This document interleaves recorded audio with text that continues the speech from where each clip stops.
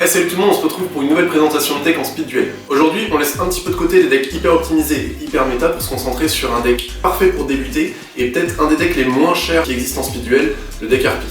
Le deck est vraiment pas cher puisque toutes les cartes qui se trouvent à l'intérieur sont issues d'un seul produit, le deck de structure, les duelistes de demain. Donc vous aurez juste à acheter le deck en 3 fois pour avoir 3 exemplaires de chaque carte et récupérer en plus de ça des staples que vous pourrez mettre dans tous vos decks comme Kunai avec Shen, Tempête des Taqua, Vigilance, etc. Le deck est vraiment fun à jouer et parfait pour débuter puisque en plus d'être vraiment pas cher, il repose sur des combos qui sont assez simples et qui permettent de bien comprendre les mécaniques du jeu et les effets de cartes. Personnellement, c'est le premier deck avec lequel j'ai joué, avec lequel j'ai commencé à faire des petits tournois et à m'amuser. C'est un deck qui est hyper agressif, donc vous allez faire des duels courts, vous allez faire beaucoup de duels et du coup vous allez engranger beaucoup d'expérience très rapidement. Donc c'est un deck qui est vraiment parfait pour progresser. Mais bon, assez parlé, on passe à la decklist, c'est parti.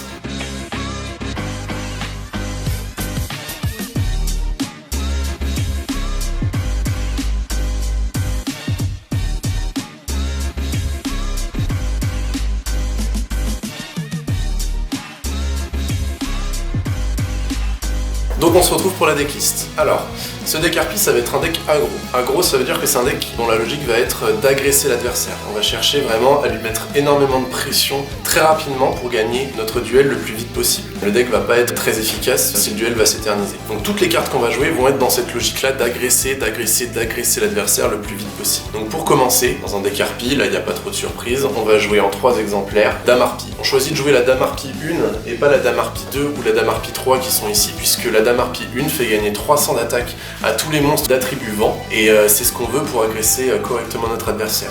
Dame Harpie 2 annule les effets flip et Dame Harpie 3 empêche un adversaire qui a combattu cette carte d'attaquer pendant 2 tours, donc c'est pas vraiment dans une logique d'agression, donc on va préférer la première Dame Harpie. Elle se booste elle-même, donc dès qu'on va la mettre sur le terrain, elle a 1300 mais elle aura 1600 points d'attaque puisque elle est d'attribut vent, donc elle profite elle-même de son boost et si on en met plusieurs sur le terrain, ça fait monter l'attaque de tous nos monstres très rapidement. Ensuite, parce qu'on aime le beau jeu et parce qu'on joue un deck Harpie, on va pas se priver de jouer la sœur de Harpie. C'est une carte qui est pas obligatoire dans le deck, mais elle peut être intéressante. Elle va, pareil, profiter de l'effet de la Dame Harpie 1, donc elle va facilement gagner de l'attaque. Elle est invocable uniquement depuis la main ou depuis le deck avec Égotiste élégant, on va le voir juste après. Comme je disais, on n'est pas obligé de la jouer, mais elle va être intéressante pour monter encore plus haut en attaque et faire encore plus de dégâts. Ensuite, on va jouer une carte importante dans le deck, l'épée amazonesse. On va jouer des cartes amazonesse puisqu'on va jouer la compétence synergie tribale. Synergie tribale, c'est une compétence qui va nous permettre de piocher énormément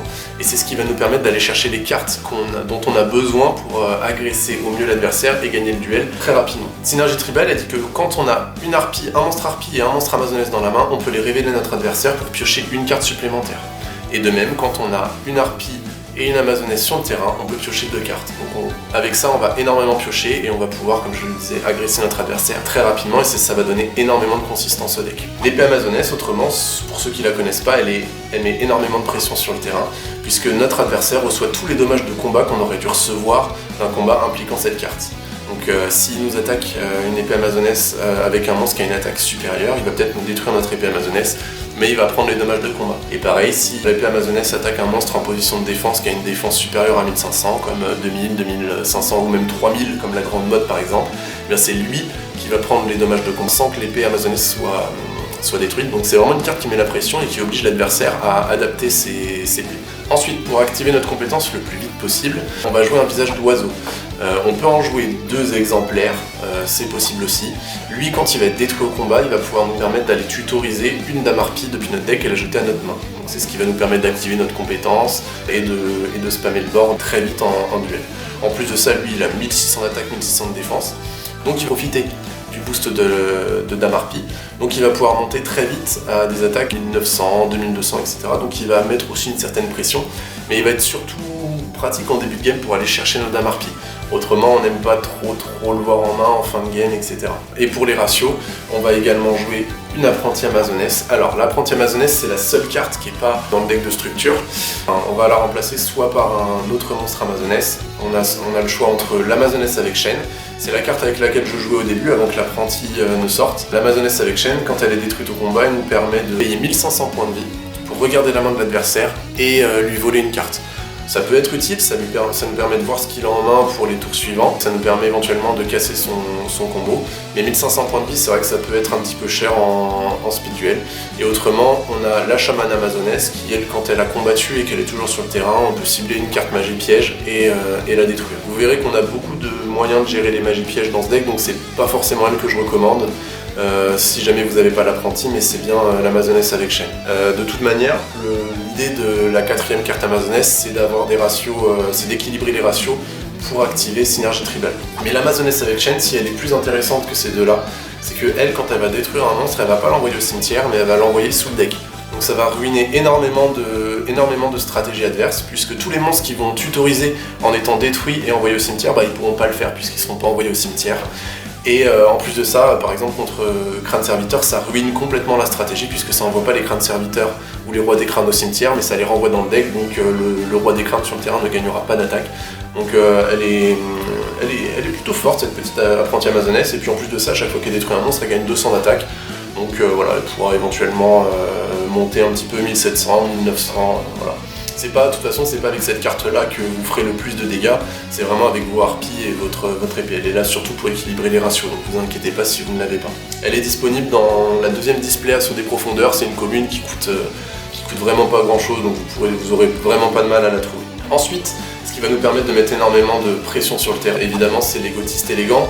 Les Gothistes élégants, si on contrôle une dame harpie, on peut invoquer spécialement une dame harpie depuis notre main ou depuis notre deck. C'est ce qui va nous permettre d'invoquer également les sœurs de harpie. Classique dans un deck harpie, ça va nous permettre de remplir le terrain très rapidement, et à chaque fois qu'on va invoquer une dame harpie, on va faire gagner 300 d'attaque à tous les monstres vents. Donc nos dames harpies vont très vite monter à des attaques autour de 1800, 2100, etc. On joue 3 égotistes élégants parce qu'on joue sœur de harpie. Si vous décidez de ne pas jouer sœur de harpie, pensez bien enlever un égotiste puisque vous jouez à 3 dames harpies dans ce cas-là. Et du coup, le 3e égotiste vous sera pas vraiment utile, ce sera une brique en main. Ensuite, classique aussi dans un deck harpie et une carte incontournable du deck, le terrain de chasse. Le terrain de chasse, lui, il fait gagner 200 d'attaque à tous les monstres bêtes ailés sur le terrain. Donc à toutes nos harpies, plus à notre visage d'oiseau. Donc toujours dans la logique d'agresser, d'augmenter encore plus l'attaque de nos monstres pour agresser. Et le second effet, c'est que quand Dame Harpie est invoquée sur le terrain, le joueur qui a mené l'invocation va devoir cibler une carte magie piège et la détruire. Et le mot important dans la phrase, c'est devoir, c'est mandatoire. C'est-à-dire que si c'est la seule carte magie piège sur le terrain, vous devrez détruire votre propre terrain. Donc c'est en ça que le deck va vous permettre de progresser dans un premier temps, c'est qu'il va vous obliger à penser vos plays, l'ordre dans lequel vous allez jouer vos cartes. Parce qu'avec Égotiste élégant, il ne va pas falloir faire n'importe quoi. On va pouvoir invoquer par exemple une Dame Harpie, activer l'effet du terrain, détruire une magie piège chez l'adversaire, activer égotiste, invoquer une deuxième dame harpie, donc détruire une deuxième magie piège, etc. Et en fait, si vous avez mal calculé votre coup, à un moment donné, vous serez obligé de détruire votre terrain puisque ce sera la seule carte qui restera sur le terrain. Donc voilà, ça c'est. Vous ferez peut-être des erreurs au début, mais vous apprendrez rapidement à maîtriser le combo et vous verrez que ça vous fera vraiment très vite progresser. Ensuite, on va jouer la tornade violente qui elle va nous permettre de gérer les magies pièges face recto sur le terrain. Donc ça va nous permettre, avant que le parasite paranoïaque active sa compétence, de le détruire, puisqu'il sera dans la zone magie piège et il sera face recto. Ça nous permet de gérer les masques du maudit. Donc c'est une carte qui s'avère utile, mais elle va surtout comboter avec le terrain de chasse. Puisque si on invoque une dame harpie et qu'on a le terrain de chasse activé, on va activer le terrain et on va pouvoir cibler notre propre tornade violente, parce que on peut, ça dit une magie piège sur le terrain, donc on va cibler notre propre tornade violente, la détruire, et quand elle est détruite et envoyée au cimetière, elle doit détruire un monstre face recto sur le terrain. Pas un monstre, elle doit détruire une carte face recto sur le terrain. Donc on peut détruire un monstre de l'adversaire qui a une attaque beaucoup trop importante et qui nous gêne, pour ensuite foncer sur les points de vie de l'adversaire. Donc c'est un combo assez classique du deck qui permet de gérer presque n'importe quel monstre sur le terrain, les grandes bottes, etc. Ensuite, le deck va avoir besoin d'un petit peu de tempo pour être sûr d'activer ses combos. Et dans cette logique-là, on va jouer le kunai avec chaîne qui va nous permettre de temporiser et qui va nous permettre en plus de ça d'augmenter encore l'attaque de nos monstres pour faire encore plus de dégâts. Et enfin, on va jouer la tempête des Taquois qui pareil va nous permettre de tempo si jamais on n'a vraiment pas encore les cartes qu'il nous faut et qui va pouvoir même être utilisé de manière offensive. Si votre adversaire vous avez mis trop de pression, votre adversaire a mis ses monstres en position de défense, et vous allez pouvoir les mettre en attaque et taper dessus pour faire des dégâts et terminer le duel. Donc je vais vous montrer quelques mains pour vous montrer un petit peu la manière que le deck a de partir et quelles sont ses logiques en début de partie. On va ouvrir avec Dame Harpie 1, épée amazonesse, tempête d'état quoi et tornade violente. Alors c'est une main pour un tour 1 qui est pas trop mal. On a tout ce qu'il nous faut. On n'a pas envie de voir trop de dames harpies en main au début de la partie parce que c'est des briques. En réalité on a vraiment besoin que d'une seule. Là ce qu'on peut faire c'est invoquer normalement l'épée amazonesse, poser nos deux autres cartes. On a une tornade violente pour gérer un éventuel parasite paranoïaque qui voudrait s'occuper de notre épée. On a de la tempo derrière et notre adversaire va pas pouvoir taper n'importe comment sur l'épée. Donc on n'est pas trop mal. On peut même, avant de faire tout ça, utiliser notre skill pour piocher une carte supplémentaire. Là on a notre terrain de chasse de harpie, donc c'est vraiment très bien comme premier tour. On va quand même faire un premier tour assez prudent pour pouvoir laisser l'adversaire là set des magies pièges éventuellement qu'on pourra détruire avec notre dame harpie. On va dire qu'il va tenter d'attaquer notre épée, on va être obligé de se défendre. Et là ça va être à notre tour de jouer. On va piocher une seconde tornade violente, donc là on est vraiment bien puisqu'on a nos deux tornades violentes de poser. On va pouvoir gérer une magie, soit une magie piège de l'adversaire, soit son monstre directement. Quoi qu'il arrive, on va faire invocation normale de dame harpie et là on va utiliser le deuxième effet de la skill pour pouvoir piocher deux cartes. Vous voyez, là on a un deuxième égotiste et on a un premier égotiste et une deuxième épée amazonesse. Donc là c'est excellent puisque s'il a mis des magies pièges, ce qu'on peut faire éventuellement c'est activer le terrain. Donc là notre dame harpie gagne 300 par son propre effet plus 200 ici.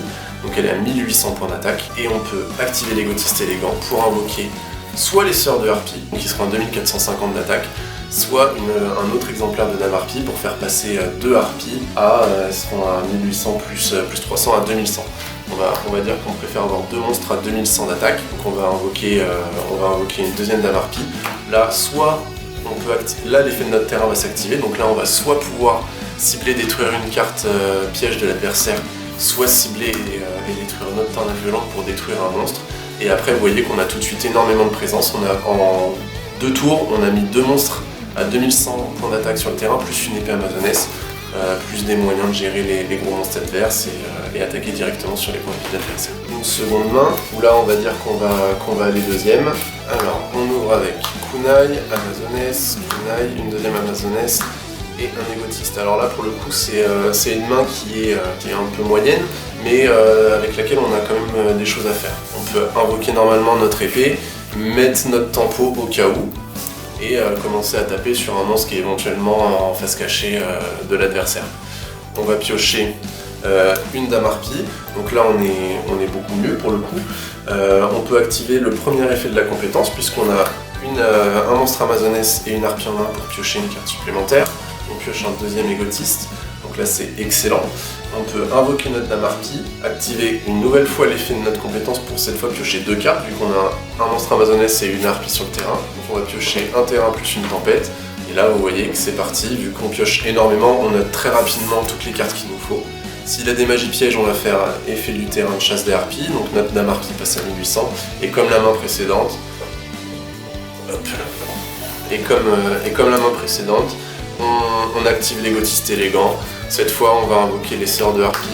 Ça va activer l'effet de notre terrain pour détruire une magie piège de l'adversaire. On peut poser notre tempête d'état pour la tempo et on peut commencer à agresser avec des monstres de 1400, 1800, 1500. On peut commencer. On a de quoi réinvoquer derrière des harpies et une amazonesse pour continuer à mettre la pression. Donc voilà. Bah, c'est tout pour notre présentation de la decklist. J'espère que ça aura été clair et que ça vous aura donné envie de jouer le deck. Si vous commencez en speed duel, c'est vraiment un deck que je conseille puisqu'il est vraiment pas cher, donne vraiment accès à des très bonnes cartes dans le deck de structure et il vous fera vraiment progresser très rapidement. Si jamais vous avez envie de le monter, n'hésitez pas à nous le faire savoir en commentaire. Et si jamais vous cherchez des joueurs ou des conseils, n'hésitez pas à venir dans le Discord, le lien est dans la description. C'est là que toutes les personnes de la communauté se trouvent et c'est là que nous on est le plus actifs et qu'on donne le plus de conseils, on partage toutes nos decklists, etc. Je vous laisse avec le récapitulatif de la decklist. C'était Kiwi, moi je vous laisse ici. Ciao!